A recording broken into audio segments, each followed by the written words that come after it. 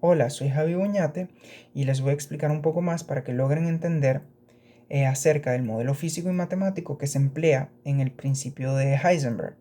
Entonces, primero debemos entender, como ya mis compañeros han mencionado con anterioridad, que estamos en una parte de la física llamada física cuántica, que en ciertos casos es totalmente diferente a la física clásica porque se incumplen o no se cumplen con totalidad las ciertas leyes que para la física clásica son básicamente incumplirlas es totalmente impensables. Pero no hablemos mucho más de esto porque Newton se nos molesta. Entonces el principio de Heisenberg también es conocido como principio de incertidumbre o indeterminación, que como su nombre lo indica genera cierta incertidumbre o indeterminación para algo en específico, que lo explicaré en breve, porque esto se trata de una manera de poder medir un par de magnitudes que están relacionadas, como por ejemplo la energía y el momento, o incluso velocidad y posición. Sin embargo, esto se trata de la naturaleza de las partículas, porque mientras más sepas de su posición, menos vas a saber a la velocidad en que se mueve o por cuánto tiempo se mueve. Y debemos entender desde el punto de vista matemático que se trata de una inecuación, ya que, por ejemplo, por una parte tenemos a la variación del momento y a la variación de la energía, o puede ser variación de posición y variación de, de tiempo.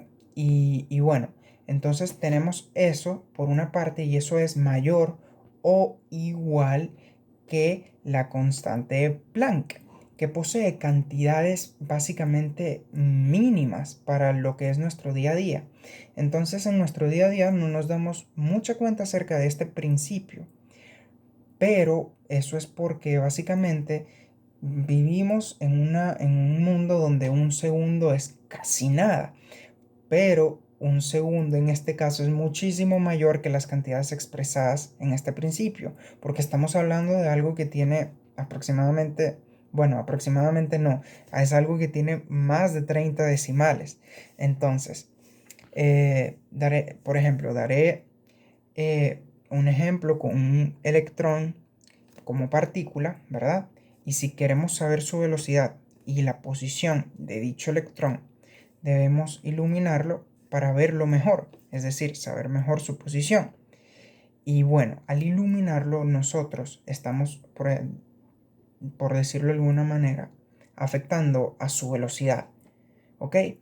Y esa velocidad no la podremos medir con la misma exactitud de la misma manera que estamos viendo su posición. Vuelvo a decir, si nosotros vemos, si tratamos de ver un electrón y nosotros lo iluminamos para poder ver a ese electrón, al nosotros iluminarlo, estamos afectando a cómo se mueve, es decir, a su velocidad. Entonces, para nosotros querer ver mejor su posición, estamos afectando cómo se mueve. Y esto básicamente es el principio de la indeterminación, porque mientras más tú tengas de una cosa, es decir, mientras más tú sepas acerca de su posición, menos vas a saber de su velocidad. ¿Ok? Entonces, de la misma manera que si quisiéramos saber lo contrario, es decir, queremos saber su velocidad, pero al querer saber su velocidad de dicho electrón, no podremos saber con la misma exactitud su posición, porque es la misma velocidad la que la que nos dificulta saber su posición. Si tú tienes a algo a cierta velocidad, se te va a hacer más difícil saber su posición. Entonces, por ejemplo, ¿no les pasa a veces que quieren estudiar un par de materias o asignaturas en un día, materias relacionadas, ¿verdad? Digo esto para que logren entender. Por ejemplo, matemática y física. Si estudias más para el examen de Berta, vas a saber menos para el examen de Myron y viceversa. Si tratas de estudiar las dos bien, quedarás con incertidumbre e indeterminación. ¿Ves? Te expliqué el principio de Heisenberg en un párrafo, merezco un premio Nobel. Pero físicamente, cuando una incertidumbre es baja, es decir, cuando estás seguro de algo, ¿verdad? La otra incertidumbre, ¿verdad? Es más alta. Es decir, no la conoces mucho, tienes más incertidumbre. Esto es lo que quiere decir, lo que acabo de explicar. Cuando tú sabes más acerca de la posición, sabes menos acerca de la velocidad.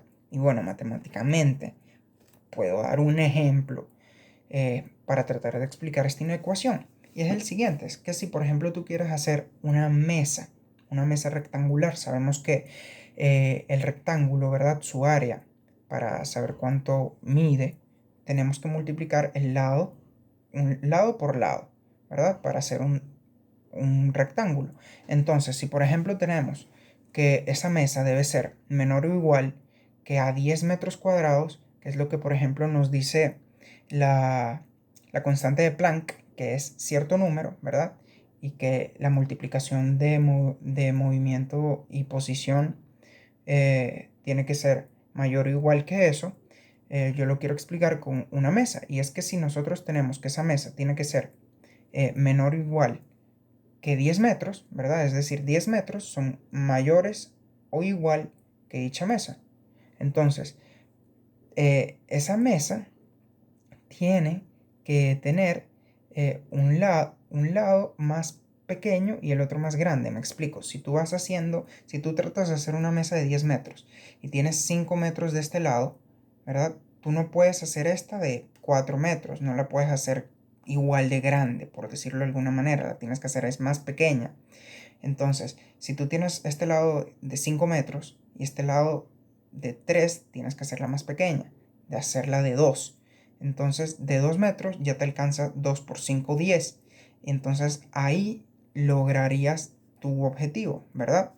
Pero si tú, por ejemplo, quieres hacer este lado más grande, es decir, saber más acerca de esta cosa, esta la tienes que hacer más pequeño, porque si este lado de la mesa lo vas a medir en vez de 2, 5, este no puede medir 5 igual, tiene que hacerse más pequeño para lograr cumplir esos 10.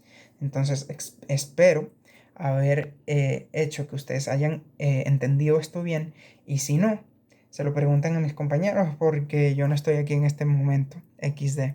Entonces, bueno, hasta la próxima.